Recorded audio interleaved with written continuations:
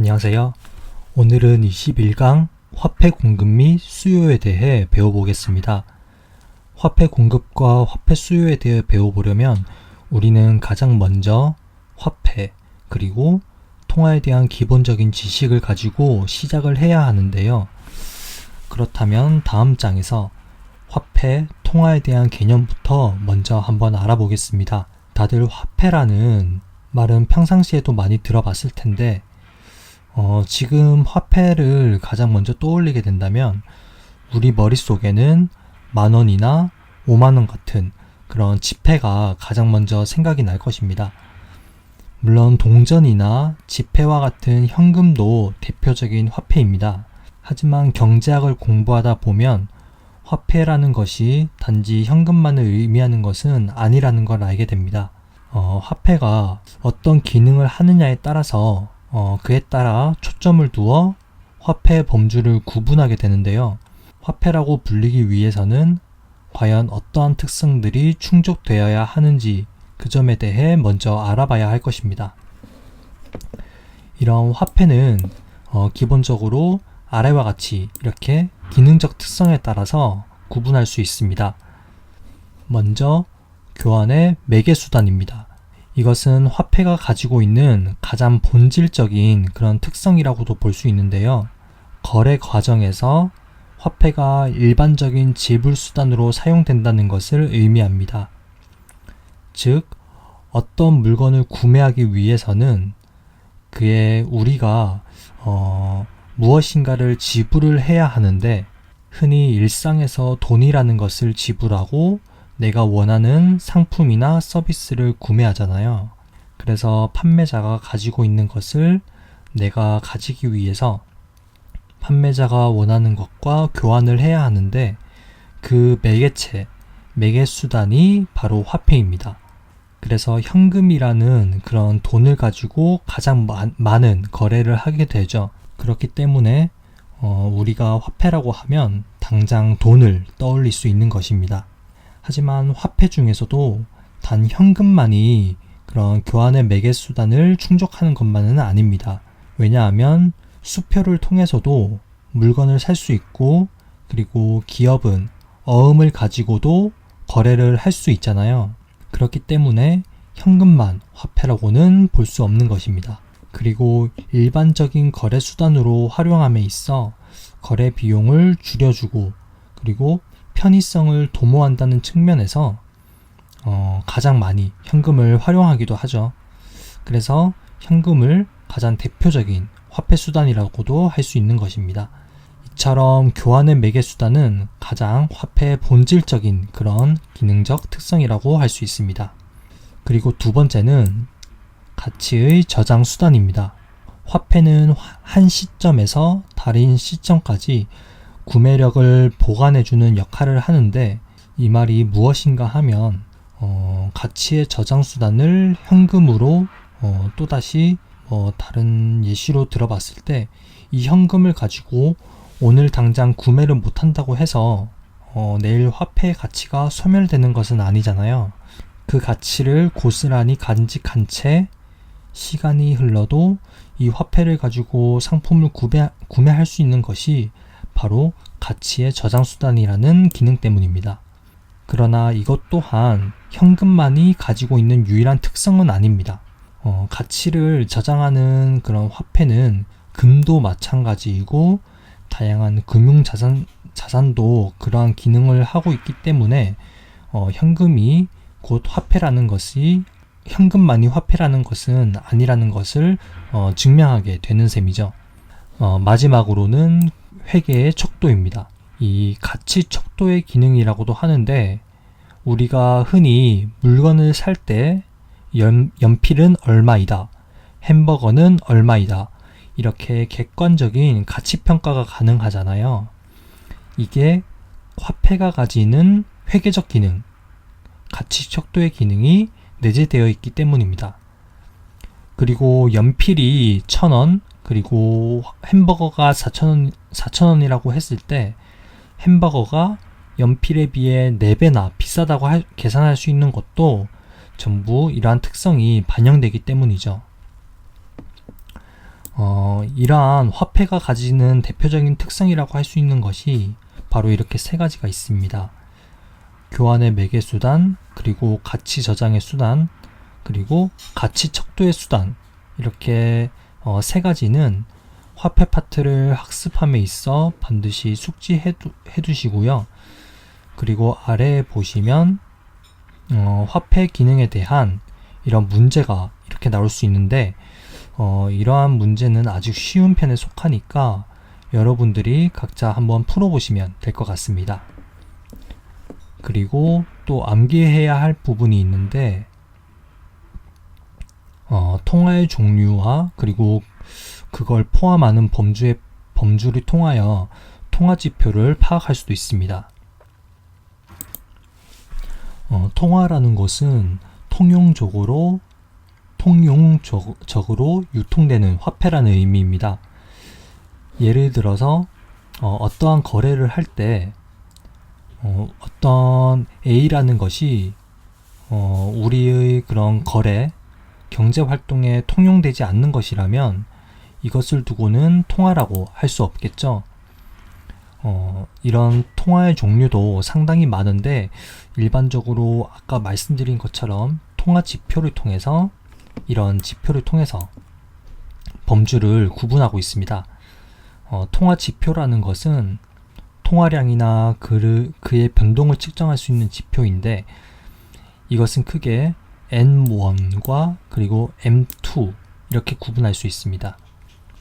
이렇게 여기 보이는 표와 함께 설명을 하도록 해보겠습니다. 사실 이걸 저희가 전부 암기하면 좋겠지만 자주 나오지 않는 문제이기도 하고 출제가 된다고 하더라도 보통 M1과 그리고 M2 이렇게 구분하는 정도로만 구분하는 정도에서 문제가 거의 끝나는 경우가 많기 때문에 굳이 다 외울 필요는 없지만 그래도 세부적인 학습을 위해서라면 모두 다 암기하는 것이 훨씬 유익하다고 할 수 있습니다. 또 이런 범주를 구분하는 기준이 바로 유동성입니다. 유동성이라는 것은 우리가 통화 제도 그리고 통화 정책의 핵심적인 특성이라고도 할 수 있는데 유동성이라는 것은 가치의 손실 없이 빠른 기간 내에 현금으로 바꿀 수 있는 성질 또는 다른 자산으로 쉽게 전환될 수 있는 성질, 화폐로 전환될 수 있는 속성 등 다양하게 정의할 수 있습니다. 이 유동성이라는 것은 사실 정의 자체는 다양하게 나타나고 있지만 실질적으로는 다 동일한 의미라고 보시면 될 것 같습니다. 유동적으로 변하는 성질 그 정도로 생각하셔도 의미가 다 전달될 거라고 생각됩니다. 우선 여기 M1이라는 것은 협의통화라고도 부르는데 통화 종류 중에서 가장 유동적으로 현금화할 수 있는 것들이라고 보시면 됩니다. 그중 현금은 가장 대표적인 그런 화폐라고 볼 수 있고요. 사실 현금은 현금 그 자체이기도 하고 그리고 요구불예금이라는 것은 보통예금이나 당좌예금과 같이 은행에 예금주의 요구가 있을 때 언제든지 지급할 수 있는 그런 예금을 의미합니다. 그리고 마지막으로는 수시 입출식 저축성 예금입니다.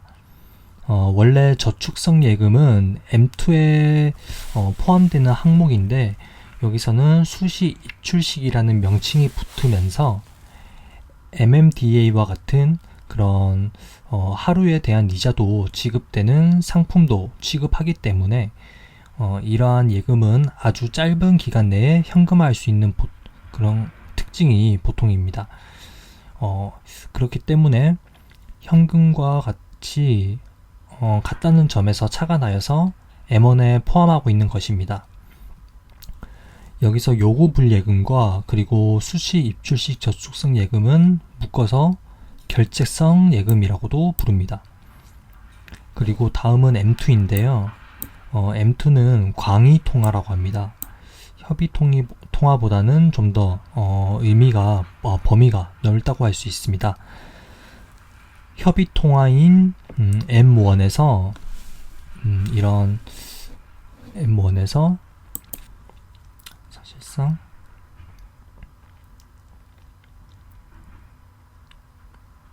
(2년) 이상의 금융 상품들은 제외하고, 이게 가장 중요한 포인트인데요.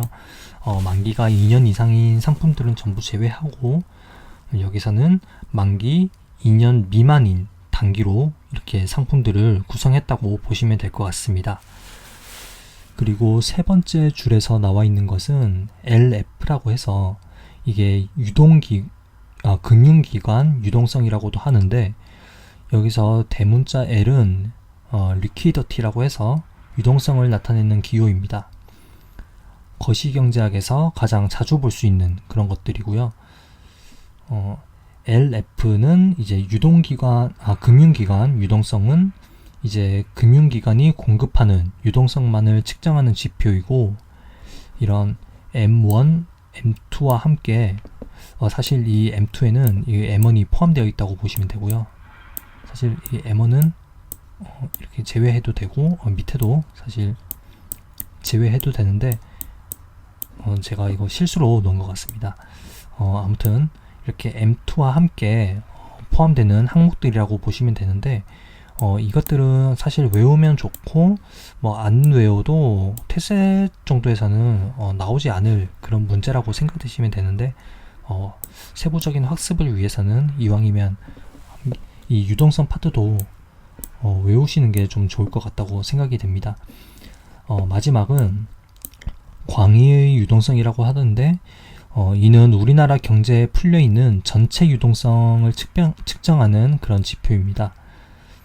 여기까지 사실은 다룰 일은 없겠지만, 그래도 한 번쯤은 학습을 하면서 암기해보는 게 좋을 것 같습니다.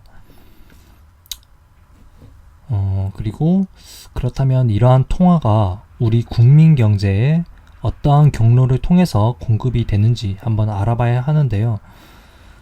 우리가 예전 강의에서 중앙은행이 발행한 그런 통화가 어떻게 전달되는지, 즉 통화 정책이 어떠한 전달 경로에 대해서는 한번 이미 배워봤기 때문에, 이번 강의에서는 중앙은행이 발행하는 그런 통화의 규모가 시장에 얼마나 공급이 되는지를 중점으로 한번 배워보고자 합니다. 아까도 한번 말씀드렸다시피 통화 공급에 대한 경제 주체는 이런 중앙은행이라고 볼 수 있는데, 우리나라에서는 한국은행이 되겠죠. 정확히 말하자면 이런 중앙은행이 화폐 공급 그 자체를 직접적으로 통제하는 것은 아니고, 사실 직접적으로 발행하는 것은 이런 본원통화라고 볼 수 있습니다. 이게 바로 중앙은행이 직접적으로 발행하는 것이고요. 이 본원통화의 공급과 함께 상호작용을 이루면서 이 과정을 거쳐서 시중은행의 통화량이 변동하는 것입니다. 이 과정에 대해서는 조금만 있다가 화폐 공급을 따로 배우면서 한번 배워보도록 하겠고요. 그렇다면 이 본원통화가 무엇인지 한번 알아봐야 할 것입니다. 이 본원통화라는 것은 이렇게 중앙은행 창구를 통해서 시중에 나온 현금입니다. 즉 중앙은행이 특정한 행위를 통해서 이제 이 본원통화가 시중으로 공급이 되는 것인데요. 그래서 이를 중앙은행이 은행과 민간에 공급한 통화라고 보시면 됩니다. 이것을 기호로 나타내면 이렇게 H는 C 플러스 R이다 라고 할 수 있는데, 이 H가 이제 본원통화라고 보시면 되겠고, 그리고 현금을 의미하는 커런시와 캐시 커런시죠. 커런시와, 그리고 이 지급 준비금을 의미하는 리저브의 앞 글자를 따서 이제 C와 R로 이렇게 표현한 거라고 보시면 되겠습니다. 조금만 있다가 화폐 공급의 중요한 포인트인 이 통화 승수를 계산하기 위해서 이렇게 기호로 통일하는 것이 풀이가 좀 더 수월해질 것이라고 생각하기 때문에 앞으로 본원 통화는 H, 그리고 현금은 C, 그리고 지급 준비금은 R이라고 제가 표현하도록 하겠습니다. 자, 여기서 이제 본원 통화를 이때까지 현금 통화와 그리고 지급 준비금으로 분류한다고 말씀을 드렸는데요. 현금 통화는 다들 무엇인지 아실 텐데, 여기서 이제 지급 준비금이 이게 지급 준비금은 이게 은행이 이제 고객으로부터 예금을 일정 부분 보유하고 있는 금액이라고 보시면 되겠습니다. 이 지급 준비금을 제외하고 나머지는 전부 다 대출에 사용을 할 수 있는데요. 현대의 이런 금융제도는 사실 부분 지급 준비 제도를 택하고 있기 때문에 이게 무엇인가 하면 예금에서 부분적으로는 지급을 위해 준비금으로 남겨두고 있어야 한다는 것입니다. 그래서 부분 지급 준비 제도라고 하고요. 우리가 은행에 예금을 하고 나중에 본인이 희망할 때 은행에 가서 자신의 돈을 인출할 수가 있잖아요. 그게 전부 은행이 지급 준비금을 마련하고 있기 때문입니다. 즉, 지급 준비금의 목적은 은행이 언제든지 요구를 했을 때 해당 고객의 자금을 돌려줄 수 있도록 하는 것입니다. 하지만 여기서 이제 눈치가 빠른 분들은 바로 캐치를 하셨겠지만 예금에서의 부분적으로는 지급 준비금으로 보유를 하고 있기 때문에 모든 고객들이 동시에 몰려와서 자신의 자금을 인출하게 되면 은행은 그에 해당하는 모든 금액들을 돌려줄 수는 없잖아요. 이것을 바로 뱅크런이라고도 하는데, 만약 금융제도의 신뢰가 무너지게 된다면 그 순간에는 이런 뱅크런 사태가 발생할 수도 있습니다. 대표적으로는 이제 어떠한 사례가 있냐면 바로 세계 대공황이라는 그런 사례를 들어서 알 수 있습니다. 이러한 사태를 방지하기 위해서 우리나라에서는 예금보험공사가 예금보험 제도를 통하여 한 고객에 대해 최대 5천만 원까지 보장하게 되는데, 이것은 금융제도의 신뢰 제고와 그리고 부분 지급 준비 제도가 원활하게 운영될 수 있도록 하는 그런 제도적 조치라고 보시면 되겠습니다. 여기까지 좀 말이 좀 샜는데 다시 본론으로 돌아와서 보자면, 이러한 은행은 이런 지급 준비금을 보유하고 있는데 여기서 이것은 법정 지급 준비금과 그리고 초과 지급 준비금으로 나눌 수 있습니다. 법정 지급 준비금이라는 것은 모든 은행에 일정 비율만큼 의무적으로 보유하고 있으라고 법적으로 지정한 것이고, 그리고 초과 지급 준비금이라는 것은 은행이 이제 자의적으로 이만큼 더 보유를 하고 있어야겠다라고 자체적으로 초과 보유액을 가지고 있다는 것을 의미합니다. 이러한 지급준비금은 시제금과 이 지급준비금은 이 시제금과 그리고 지준예치금이라고 해서 지급준비예치금 혹은 중앙은행 예치금, 중앙은행 지준예치금 등 다양하게 불리곤 한데, 이 시제금은 사실 은행이 그냥 들고 있는 것이고, 중앙은행이 그 지준예치금은 은행이 중앙은행에 예치한 금액입니다. 즉, 중앙은행 예치금은 시중으로 발행되었다가 다시 중앙은행으로 환류되는 것이기 때문에 실질적으로 보자면 이 화폐 발행액에서는 제외가 되고 따로 이제 분류가 되는 것이죠. 따라서 화폐 발행액은 이 현금 통화와 민간이 가지고 있는 이 현금 통화와 그리고 은행이 가지고 있는 시재금, 이렇게 두 개로 나눌 수 있다고 보시면 되겠습니다. 그래서 화폐 발행액은 결국에 이 본원 통화에서 지준 예치금을 제한 값이 바로 화폐 발행액이라고 볼 수 있습니다. 이 화폐 공급의 포인트는 바로 통화 승수입니다.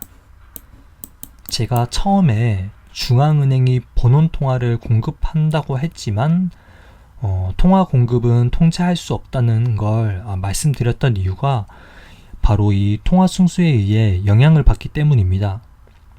많은 교재들에서 활용하고 있는 이 기호를 통해서도 우리가 좀 알아볼 수 있는데, H를 아까 말씀드렸다시피 본원 통화라고 보겠고, 그리고 이 Z를 지급 준비금, C를 캐시, 현금 통화, 그리고 D가 예금, M이 통화량이라고 하겠습니다. 그리고 이 밑에 나와 있는 것이 이 두 개가 기본적인 정의인데요. 여기서 예금 대비 지급 준비금을 얼마나 들고 있어야 해야 하는지에 대한 그런 비율을 두고 지급 준비율이라고 하는데요. 이것은 이제 예금에서 이 지급 준비금 Z죠. 지급 준비금을 예금 대비 지급 준비금을 이만큼 가지고 있다. 이것을 두고 지급 준비율이라고 하고요. 그리고 개인이 들고 있는 고객의 돈은 예금 대비 민간이 얼마나 현금으로 가지고 있다. 이것을 두고 이제 현금 예금 비율이라고 합니다. 이것을 두고 지급 준비율을 앞으로 소문자 Z로 하겠고, 그리고 현금 예금 비율을 소문자 K로 한번 말씀드리겠습니다. 여기서 일단 한 가지 짚고 넘어가셔야 할 부분이, 여기서 아까 현금 예금 비율이라고 말씀드렸던 것이 이 K가 사실 이후에 마샬리안 K라고 해서 또 다른 마샬의 K라고도 하는데, 여기서 나중에 배우겠지만 그것은 이제 자신의 명목 소득에서 얼마나 화폐로 가지고 있을지에 대해서 나타내는 비율이라고 할 수 있는데요. 이후 화폐 수량설에서 한 번 더 언급하도록 하겠지만, 그 마샬의 K와 여기서 나타나는 현금 예금 비율에서 나타나는 이 K가 같은 값이 아니라는 것을 반드시 명심하시고 학습을 하셔야 됩니다.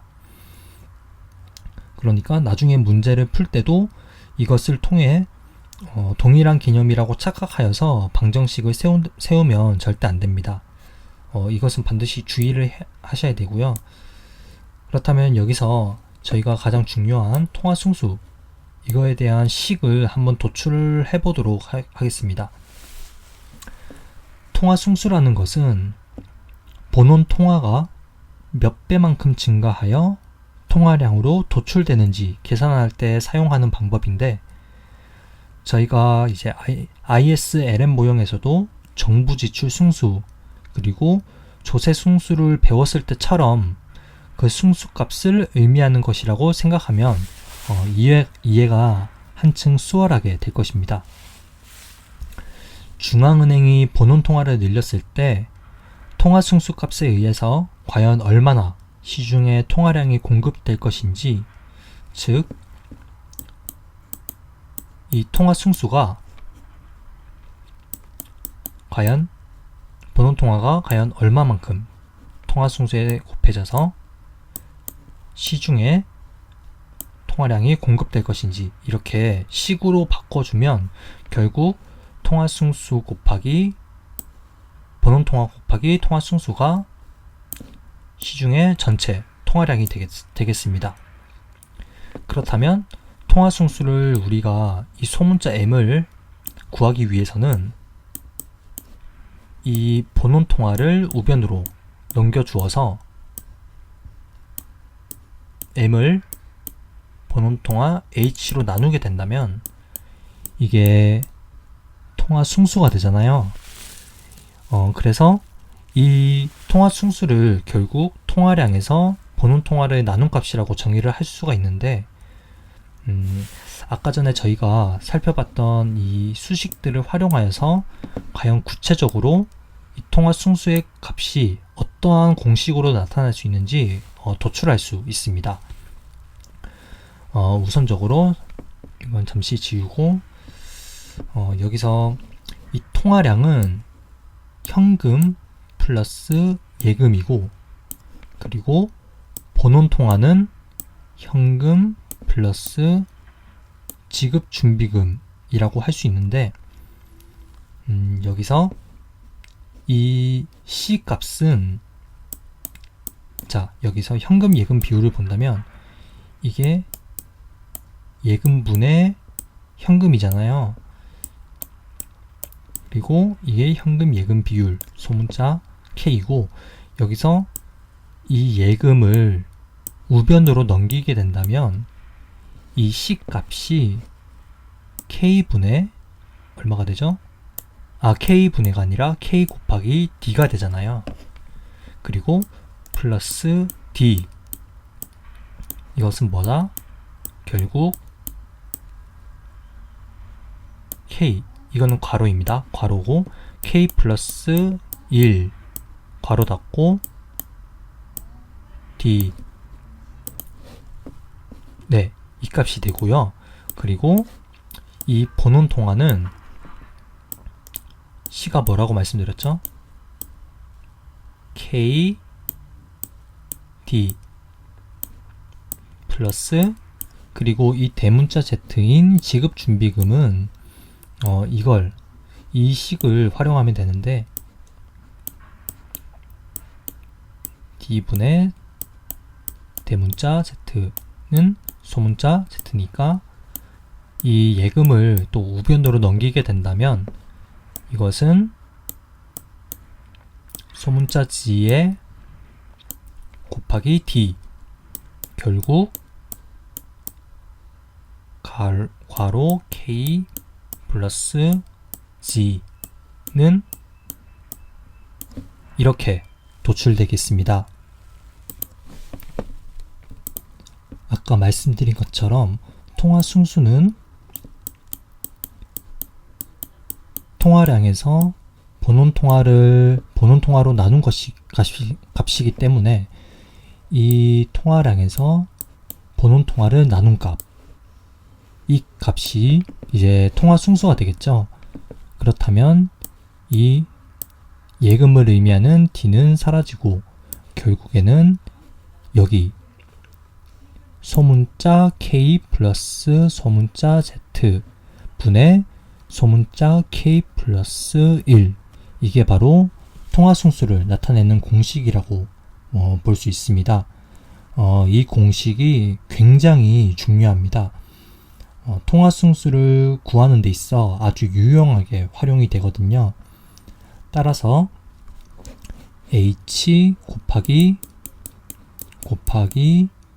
통화승수 M은 시중통화량 대문자 M이 되는데, 여기서 이것의 의미는 본원통화가 한 단위 공급될 때 그의 이 M 통화승수만큼 곱하여서 경제 내의 화폐 공급이 얼마나 변하는가를 변동하는가를 나타내는 것이라고 볼 수 있습니다. 자, 그러면 여기서 제가 문제를 하나 간단히 풀어보겠습니다. 이것은 이제 27회 태색 기출문제인데요. 사실 이 지문의 의미는 없다고 보시면 됩니다. 그렇다면 일단 간단한 문제이니까 여러분이 한번 한 거의 10초 정도밖에 안 걸릴 것 같은데 잠시 정지해두고 문제를 한번 풀어보시면 되겠습니다.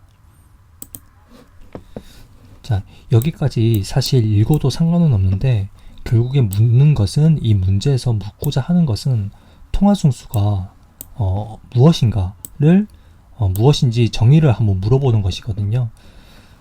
그래서 정답은 1번 통화량 나누기 본원 통화라고 보시면 되겠습니다. 여기서 우리가 알아볼 수 있는 시사점은 크게 세 가지로 생각해 볼 수 있습니다. 첫 번째는 중앙은행이 경제 내 통화 공급 규모를 100%는 통제하지 못한다는 점입니다.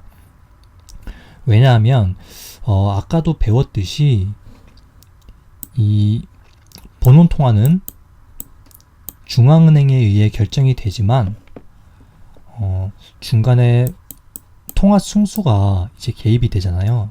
이 통화 승수에는 뭐 현금 예금 비율이나 아니면 은행의 지급 준비율과 같은 그런 변수들이 있는데 이것들에 의해서 이제 결정이 되기 때문에 통화 승수가 중앙은행의 의지와는 관계없이 의도와는 관계없이 시장 내에서 변할 수 있다는 점입니다.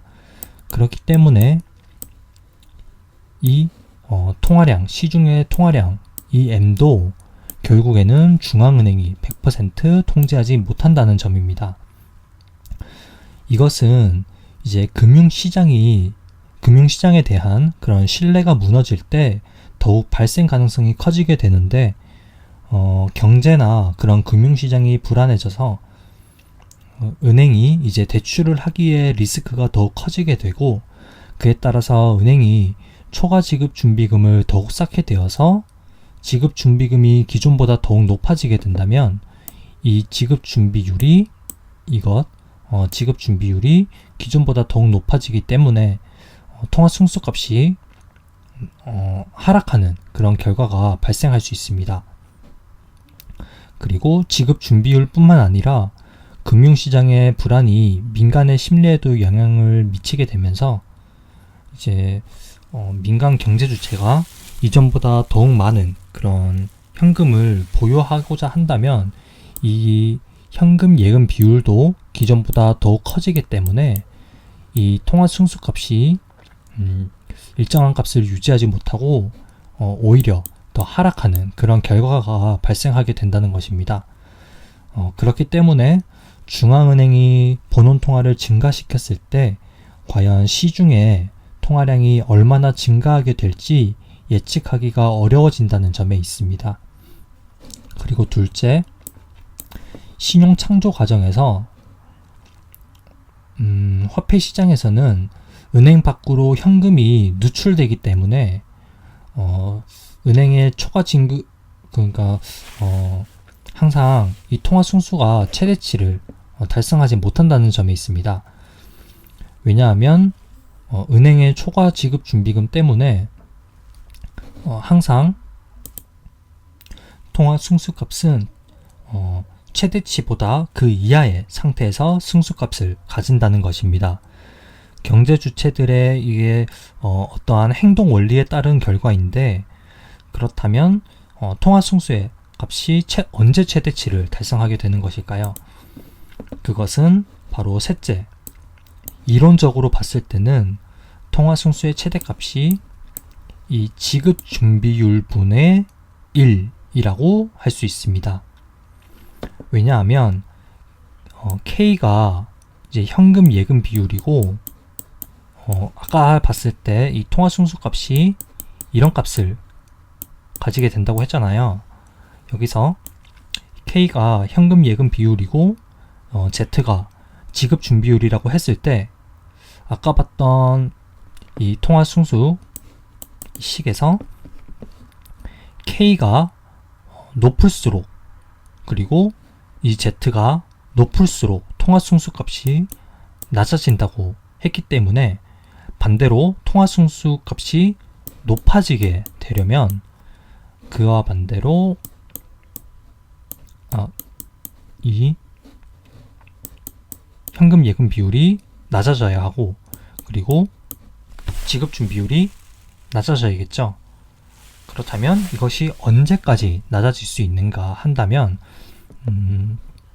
민간이 가지고 있는 이 K 현금 예금 비율이 보유 비율이 0까지 낮아질 때라고 볼 수 있습니다. 본인이 가진 돈을 전부 다 은행에 예금으로 맡기게 된다면 본인이 가지고 있는 돈은 없잖아요. 수중에 돈은 없기 때문에 현금 예금 비율은 0이 되고, 그렇다면 지급 준비율도 0이 되지 않는가라고 생각을 할 수 있지만, 이것은 지급 준비율은 0까지가 내려갈 수가 없습니다.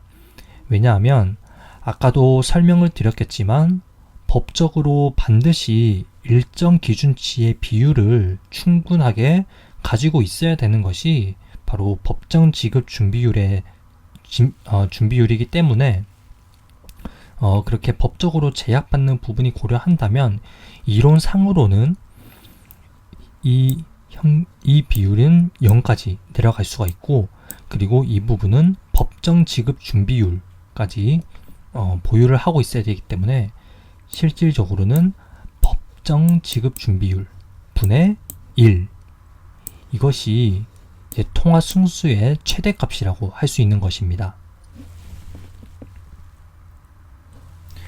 그리고 이것은 35회 태색 기출 문제인데, 다음 중 화폐에 대한 설명으로 옳은 것은, 여기서 일시 정지를 하고 다들 한번 1분 정도 시간을 두고 풀어보시길 바라겠습니다.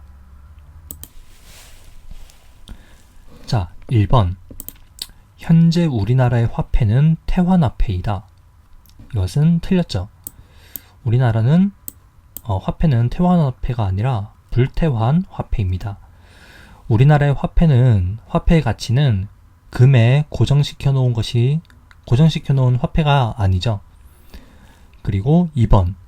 화폐 수요는 감소한다. 감소하면 시장의 이자율이 상승한다. 이거 이제 유동성 선호설에 의한 이 화폐 시장을 고려해 봤을 때, 이 화폐 수요가 감소하게 된다면 일시적으로 이 화폐 시장에서 초과 공급이 발생하기 때문에 이자율은 상승하는 것이 아니라 이렇게 하락하게 되는 것이죠. 그리고 3번. 통화량이 줄어들면 화폐 발행액도 감소한다. 감소하진 않습니다. 시중의 통화량은 지급 준비율이나 아니면 현금 예금 비율에 의해 변할 수 있기 때문에 필연적으로 화폐 발행액이 감소하는 것은 아닙니다. 그리고 정답은 4번. 4번이 정답이죠. 거래에서 현금을 사용하는 비중이 상승하면 시중 통화량은 줄어든다. 우리가 아까 전에 다시 이렇게 적기가 좀 그런데, 통화승수 이거 반드시 암기해 주셔야 됩니다. 여기서 시중 통화량이 현금을 사용하는 비중이 상승, 이 비중이 이제 상승하게 된다면 이 전체 값은, 이제 통화 승수 값은 이제 낮아지기 때문에 시중 통화량은 줄어들게 되죠. 왜냐하면 기존과 동일한 본원 통화를 이제 공급한다고 했을 때 이 값은 이제 낮아지게 되니까 시중의 통화량도 감소하게 된다. 그렇기 때문에 정답은 4번이다 라고 할 수 있습니다.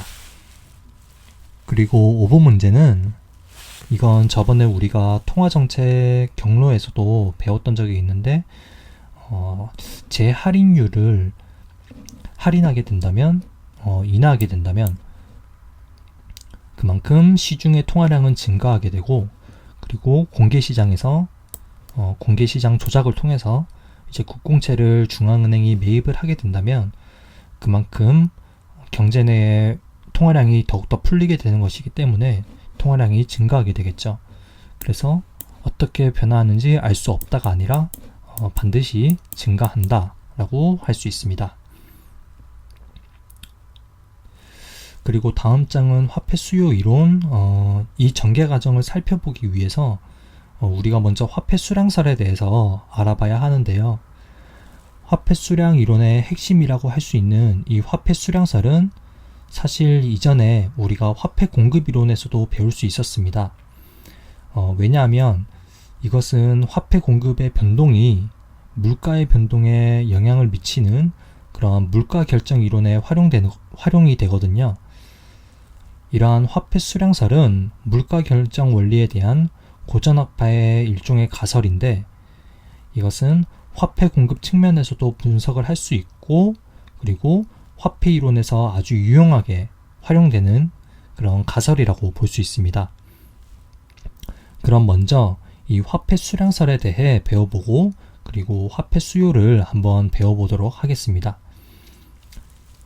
아래에 보시면 화폐 수량설을 MV는 PY, 그러니까 M 곱하기 V는 P 곱하기 Y이다 라고 나타낼 수 있는데, 이런 방정식의 형태는 어빙 피셔라는 경제학자의 그런 교환 방정식으로도 나타낼 수 있습니다. 여기서 하나씩 분해를 해보자면, M은 우리가 아까 전에도 봤듯이 화폐량, 통화량이라고 볼 수 있고, 경제 내에 공급된 화폐의 양이고요. 그리고 V는 유통 속도입니다. 화폐 유통 속도라고 하는데, 이는 특정 기간 내에 화폐 소유주가 얼마나 변했는가를 말하는 것이고요. 그리고 우변의 P는 P와 Y는 우리가 자주 보긴 이런 본 변수라고 할 수 있는데, P는 바로 물가, 그리고 Y는 생산량, 국민소득이라고 할 수 있습니다.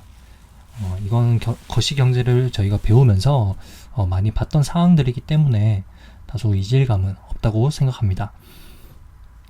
특히 여기서 화폐 거래 수단으로서의 기능을 강조하는데, 교환, 즉 거래를 위한 용도로 화폐가 역할을 하고 있다는 것에서 초점을 두고 분석할 수 있습니다. 여기서 M, 이것이 경제 내 화폐 공급량이고, 그리고 V가 유통속도, 그리고 PY가 명목 총생산이라고 보면 되는데, M과 PY는 그렇다 쳐도 이 유통속도의 의미가 다소 애매하게 다가올 수도 있습니다. 아까 전에도 화폐 소유주가 얼마나 변했는가 라고 말씀을 드렸는데, 예를 들어 이 통화량이 5이고, 그리고 PY가 30이라고 한다면 V는 6이 되겠죠. 이 V는 6이 되는데, 그러니까 이를 측정하는 기간 내에 6번의 소유주가 바뀐다는 것입니다. 한 화폐가 6명의 사람의 손을 거쳐간다는 것이죠. 이를 유통속도라고 합니다. 왜 유통속도라고 하느냐? 만약 6명이 아니라 10명의 소유주가 바뀌게 된다면, 이것이 10명, 한 특정 기간 내에 10명이 바뀌게 된다면 그만큼 화폐가 더 빠르게 돈다는 의미이니까 속도가 더 빨라진다는 말이 되겠죠. 그런데 이 화폐 수량설을 이것을 변화율로 나타내게 된다면, 이렇게 밑에 이씨 방식이라고 해서 각 요소를 변화율로 산정할 수 있습니다. 이렇게 아래 이 문제를 통해서 본다면, 인플레이션이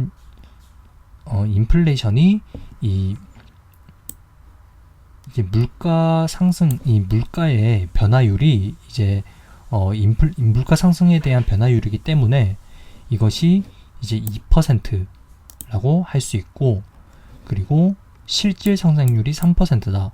실질 성장률은 이 명목 성장률 PY의 변화율에서 물가를 제외한 이 Y의 변화율이 실질 성장률이기 때문에 이것이 3%이고, 그리고 유통속도의 증가율은 불변일 때, 이 유통속도 지웠다 다시 써볼까요?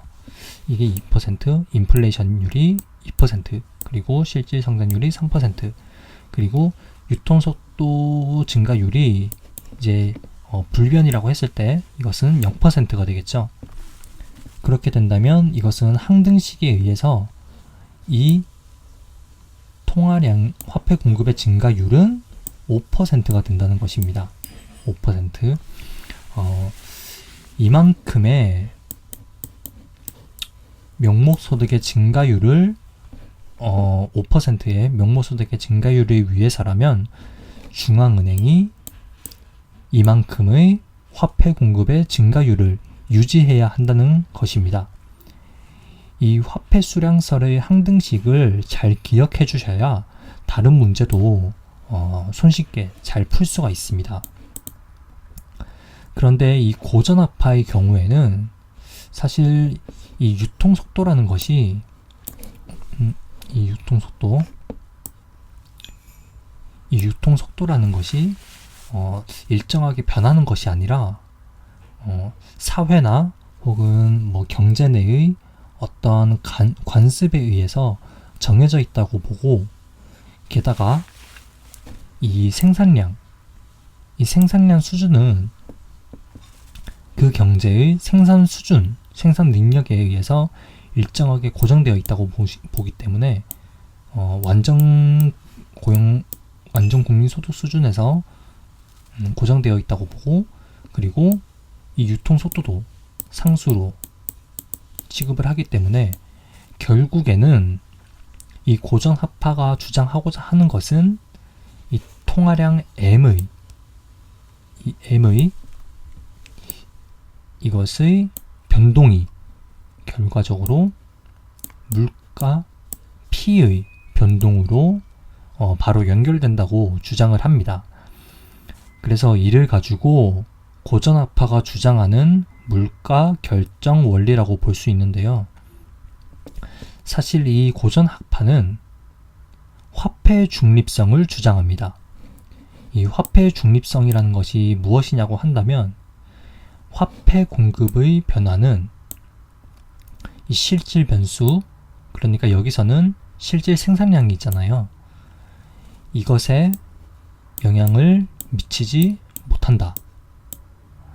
단, 이 화폐 공급의 변화는 이 물가와 같은 명목 변수에만 영향을 미친다라는 것이 바로 화폐의 중립성입니다. 화폐는 실질 변수에 중립적이라는 것입니다. 그래서 아까 위에서 유통속도가 고정이라는 가정하에 화폐 공급을 변화하게 된다면 이것은 오로지 물가에만 영향을 미친다는 그런 것입니다. 즉, 명목 변수에만 영향을 미친다는 것이죠. 또한 실질 부문과 그리고 화폐 부문이 분리되어 있다는 것을 두고 고전적 이분성이라고도 합니다. 이것은 화폐 중립성과 의미는 비슷해 보이는데 실제로 해석함에 있어서는 동일한 의미는 아닙니다. 이것은 화폐 부문과 그리고 실질 부문이 아예 독립적이라는 것, 완전히 분리되어 있다는 것을 의미합니다. 아까 전에 화폐 공급이 이제 실질 생산량에 영향을 미칠 수 없다는 것도 결국에는 이것이 분리되어 있다는 것을 의미하기 때문에 어찌 보면 화폐 중립성과 비슷해 보이긴 하지만 확실하게 학습을 하려면 이러한 정확한 의미 정도는 구분을 할 필요가 있습니다. 그러니까 이 화폐 중립성은 화폐 변화가 실질 변수에는 영향을 미치지 못한다는 것이고, 그리고 고전적 이분성은 화폐 부문과 그리고 재화시장, 노동시장과 같은 그런 실물 부문이 아예 분리되어 있다는 것을 의미합니다. 이것은 2010년 간평사 문제입니다. 기출 문제인데 이것도 한 1분가량 정제해 놓고 여러분들이 스스로 한번 풀어보시길 바랍니다. 자, 다 푸셨으면 문제는 화폐 수량설에 따른 화폐 수량 방정식은 m 곱하기 v는 p 곱하기 y이다. 이에 관한 설명으로 옳지 않은 것입니다. 단 m은 통화량, v는 화폐 유통 속도, p는 산출물의 가격, y는 산출량이다. 이렇게 되어 있는데, 이제 1번 장기적으로 화폐 중립성이 성립한다. 이것은 옳은 문장이죠. 화폐는 장기적으로 실질 변수에는 영향을 미치지 못하고 명목 변수에만 영향을 미치는 화폐 중립성이 나타난다고 하였습니다. 그리고 2번 유통 속도는 비교적 안정적이다. 이것도 맞는 말이고요. 1번과 마찬가지죠. 3번이 이게 이제 1번과 마찬가지 문제인데, 명목 변수인 물가에만 영향을 미친다. 통화량을 증가시키면 이제 물가는 상승한다. 아까 전에도 말씀드렸다시피 화폐 중립성에서는 실질 변수에는 영향을 미치지 못하고 물가와 같은 그런 명목 변수에만 영향을 미치기 때문에 이 3번도 결국에는 옳은 말입니다. 그리고 4번은 이건 이제 화폐 중립성에 어긋나는 그런 답이 되겠죠. 그래서 정답은 결국 4번인데, 중앙은행이 통화량을 증가시키면 장기적으로 이 산출량이 증가한다. 이것은 틀린 말입니다. 화폐 중립성에 의해서는 이 실질 변수에는 영향을 미치지 못합니다. 그리고 5번, 통화량을 증가시키면 산출량 명목 가치는 비례하여 변한다. 이 명목 가치라는 것이 무엇인가 하면 이 py를 의미합니다. 실질 가치가 이제 y이고 여기에 이제 화폐 가치인 p를 곱하게 된다면 이것은 명목 가치가 되는데, 이 통화량을 증가시킨다면 p 값이 증가하기 때문에 결과적으로 이 산출량의 명목 가치는 통화량과 비례하여서 변한다는 것이 이제 옳은 답이 되겠습니다. 그래서 정답은 4번이 되겠죠. 그리고 다음은 이제 화폐 수요인데, 화폐 수요는 경제 주체들이 수중에 화폐를 얼마나 보유하고 있는지에 대해서 나타나는 수요를 두고 이제 화폐 수요라고 합니다. 이걸 아까 전에 배웠던 교환 방정식을 가지고 경제 전체의 화폐 수요를 이제 분석을 해본다면 이 화폐 유통 속도를 우변으로 옮기게 되고, 그리고 다시 해보자면 이것을 우변으로 옮기고, 그리고 화폐 시장의 균형에 의해서는 이 화폐 공급량과 그리고 이 화폐 수요량이 일치하기 때문에 좌변의 이 화폐 공급은 결국 화폐 수요가 됩니다. 즉, 이 아래 이 식을 보시면 이것이 경제 전체의 화폐 수요가 되겠고요. 그리고 우변에서 PY가 경제 전체의 명목 생산량, 즉 명목 소득이라고 했을 때 이것을 유통 속도로 나누게 된다면 이것이 결국 경제 내에서 어느 정도의 화폐 수요를 가지게 되는지 나타내는 것입니다. 화폐 수량설은 항등식이라고 말씀드렸기 때문에 좌변과 그리고 우변은 동일한 값으로 도출이 되겠죠.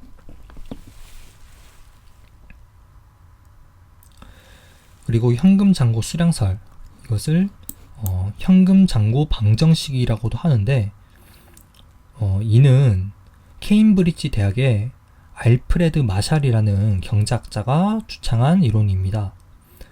큰 틀에서는 봤을 때 방금 배웠던 교환 방정식과 다를 바가 크게는 없는데요. 차이점이 있다면 이전 장에서 배웠던 건 거시적 화폐 수요였는데 반해 현재 현금 잔고 수량설은 미시적 관점에서 한다는 것입니다. 그러니까 경제 내 화폐 수요를 개별 경제 주체의 화폐 수요에서 출발하여 전체 화폐 수요를 분석한다는 것이죠. 그래서 이전 장과는 다르게 여기서 수요를 의미하는 첨자, 이 디맨드, D를 소문자로 표현한 것인데 이것은 미시적 관점에서 해석하겠다는 뜻에서 제가 임의로 소문자를 붙여봤습니다.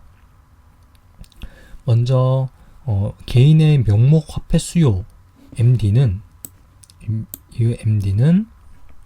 명목 소득 PY에서 일정 비율인 K만큼 보유를 한다는 것인데 여기서 이 K라는 것은 화폐 수요의 소득 탄력성 그리고 마셜의 K, 마셜량 K죠. 그리고 유통속도의 역수, 유통속도는 아까 V였죠. 그래서 이것을 V분의 1이라고도 합니다. 유통속도가 증가한다는 것은 그만큼 내 수중에 돈을 들고 있기보다는 경제 내의 화폐가 더 자주 유통이 된다는 것이잖아요. 그만큼 이동한다는 것이니까 내가 화폐를 보유하는 비율인 K 값이 작아지게 되겠죠. 반대로 이 유통 속도가 작은 값이라면 더 낮아진다면 그만큼 경제의 화폐가 더 많이 돌고 있는 것이 아니기 때문에 내가 가지게 되는 화폐 비율이 높아지게 되는 것이고요. 이때 만약 거시경제 전체 화폐 수요를 구하려고 한다면 개인의 화폐 수요들을 다 총합해야겠죠. 이때 만약 개인의 화폐 보유 성향과 그리고 이 물가 수준이 모두 동일하다고 가정한다면 이 실질 소득의 합이 이 실질 부문의 합과 이 나머지 부문들이 이제 곱해져서 총합으로 도출이 될 것인데 이것보다 이 부분에서 우리가 중요한 점은 이것도 결국에는 고전학파 시각에서 해석을 한 것이기 때문에 이 개인의 화폐 보유 성향은 일정한 값을 지니고 있고 그리고 이 국민소득 수준이 완전 고용 수준을 나타내고 있기 때문에 완전히 안정적인 그런 값을 나타낸다고 합니다. 따라서 이 현금 잔고 수량설을 통해서도 결국 이 화폐 공급량이 이 물가 수준의 변화로 이어진다고 결론이 도출되는 것입니다. 여기서 이 M 값이 왜 화폐 수요가 아니라 이거죠. 이것이 왜 화폐 수요가 아니라 화폐 공급이냐고 의문을 가질 수도 있는데 여기서는 이 화폐 시장이 균형을 이루고 있기 때문에 결국 이것의 변화가 이 P의 변화, 물가의 변화로 이어진다는 것이 결국에는 중요한 포인트라고 할 수 있습니다. 그리고 신화폐 수량설은 고전적 화폐 수량설에서 좀 더 발전을 시킨 것인데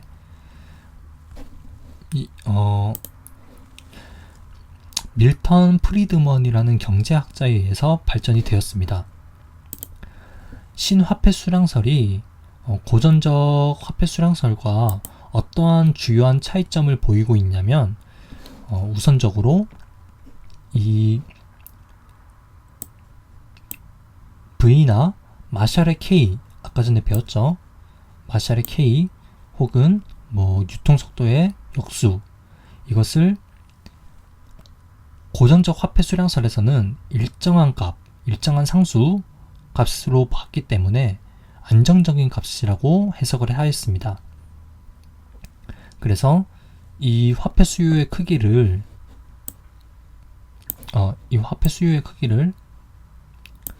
국민소득의 크기에 의해서 결정이 된다고 본 것이었죠. 하지만 신화폐 수량설에서는 이 K 값이 일정한 상수값이 아니라 이 기대 인플레이션이나 혹은 이자율, 이것에 의해서 영향을 받는 변수라고 본 것입니다. 그래서 다른 거시 변수들에 의해 얼마든지 변할 수도 있다는 것입니다. 또한 이 Y값은 아까 전에 고전적 화폐 수량설에서는 이 Y값이 완전 국민소득 수준에서 일정하다고 봤는데 여기 신화폐 수량설에서는 이것이 일정한 값이 아니라 항상 소득에 의해서 변할 수 있다는 것입니다. 이 두 점이 바로 고전적 화폐 수량설과 그리고 신화폐 수량설의 주요한 차이점이라고도 볼 수 있는데, 하지만 이런 것과 같이 차이점이 있으면서도 결국에는 이것이 이렇게 차이점과 더불어 이렇게 공통점이 나타날 수 있다는 것인데, 이 말이 무슨 말인가 하면 이 K값은 기대 인플레이션과 이자율에 변하긴 하지만 매우 안정적인 값이다 라는 것이 실증적으로 증명됐다는 것입니다. 그리고 이 항상소득 또한 경기 변동 과정에서 매우 안정적인 값을 가지고 있기 때문에 결국에는 이 신화폐 수량설도 이 V값이 안정적이고 이 Y값도 안정적이기 때문에 이 통화 공급의 통화량의 변화가 물가의 변화로 연결된다는 것입니다. 그렇기 때문에 고전적 화폐 수량설과 그리고 신화폐 수량설의 공통점이 결국에는 M의 변화가 P의 변화로 이어질 수 있다는 것입니다. 신화폐 수량설은 큰 비중으로 다루고 있진 않지만 그래도 고전적 화폐 수량설과 과연 어떠한 차이점 그리고 어떠한 공통점을 가지고 있는지 구분하면서 학습하시면 더욱 좋을 것 같습니다. 지금까지 우리가 화폐 수요에 대해 단지 화폐를 거래적 수단으로만 인식하는 그런 경제 주체들을 가정하면서 이론을 전개해 왔는데요. 케인즈의 그런 어떠한 케인즈의 경우에는 경제 주체들이 화폐를 보유하는 것은 단지 거래적 목적만은 아니다. 투기적 목적도 가지고 있다라는 그런 화폐의 가치 저장의 수단 또한 강조하게 됩니다. 여기서 바로 이자율이라는 변수가 중요한 역할을 하게 되는 것입니다. 우리가 처음에 화폐의 기능에 대해서도 배웠지만 화폐의 보유의 동기는 아직 배워보지 않았습니다. 이 동기는, 화폐 보유의 동기는 크게 세 가지로 나눌 수 있는데요. 그 동기가 무엇인가 하면 거래적 동기, 예비적 동기, 그리고 투기적 동기, 이렇게 세 가지로 나뉩니다. 여기서 거래적 동기와 그리고 예비적 동기는 화폐 기능 중에서 교환의 매개수단을 강조한 것이고요. 그리고 투기적 동기는 가치의 저장수단을 강조한 것이라고 보시면 됩니다. 기존의 고전학파가 주로 이런 교환의 매개수단을 강조했지만 케인즈 학파로 오면서 이제는 개인의 화폐 수요는 소득뿐만 아니라 이자율에 의해서도 영향을 크게 받는다라고 생각을 하게 되는데, 이 이자율이 이제 높아지게 되면 개인이 화폐를 보유하고 있음으로써 발생하는 그런 기회비용이 커지기 때문에 화폐 수요를 줄이려고 할 것입니다. 우리가 예전에 배웠던 유동성 함정을 한번 떠올려 보시면 케인즈 학파가 왜 이런 주장을 하시는지 알게 될 겁니다. 유동성 함정에서는 이제 화폐 수요의 이자율 탄력성이 이제 무한대가 되기 때문에 이때는 이자율이 내려갈 때까지 내려가면 경제 주체들은 화폐를 극단적으로 보유하게 되잖아요. 그래서 자산의 100%를 현금으로 보유하게 됩니다. 이자율이 그렇게 내려가면 채권을 보유함으로써 발생하는 기대 이익이 없다고 생각하기 때문에 이 이자율 수준에 따라서 극단적으로 자산을 구성한다는 것이 케인즈 화폐 수요 이론의 핵심이라고 볼 수 있습니다. 그렇다면 여기서 우리가 시사점은 무엇인지 아까 고전적 화폐 수량설에서 배웠던 그런 고전학파 시각에서 본 화폐 수요의 관점과 어떠한 차이가 있는지 굳이 비교를 해보자면 이 유통 속도에 있습니다. 이 유통 속도의 변화에 있습니다. 이전에는 이 유통 속도가 계속 고정적으로 이렇게 고정되어 있었다고 봤잖아요.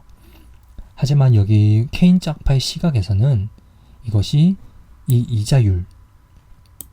이자율에 의해서도 변하기 때문에 이 유통 속도가 고정적인 것이 아니라 이렇게 변화하는 불안정적인 그런 요소라고 보는 것입니다. 지금 여기서는 화폐 수요에 미치는 변수가 이 소득뿐만 아니라 이자율에도 충분히 있다고 보는 것이 특징입니다. 네, 이것으로 우리가 화폐 공급 및 수요에 관한 기초적인 사항에 대해서 학습을 해봤고요. 경제학을 좀 더 심화 학습한다면 케인즈의 화폐 수요 이론에서 좀 더 나아가서 발전된 이론인 보몰 토빈의 현금 재고 관리 모형이나 혹은 토빈의 포트폴리오 모형까지 배우겠지만 테세 시험에서는 오늘 배운 내용만으로도 충분하리라고 생각합니다. 사실 이 정도까지 나오지 않는 경우도 상당히 많고요. 특히 가장 중요하게 저희가 다뤄야 할 부분은 바로 통화 순수 문제인 것 같습니다. 그리고 화폐 수량설 또한 매우 중요하기 때문에 이 두 부분을 중점으로 하여서 학습을 하시면 될 것 같고요. 또 통화 지표 종류도 출제될 수는 있으니까 오늘 배웠던 내용들 중 암기해야 하는 부분은 반드시 머릿속에 저장하시면서 공부하셨으면 합니다. 오늘은 제가 여기까지 강의를 해보겠고요. 그리고 다음 강의에서 또 뵙도록 하겠습니다. 네, 감사합니다.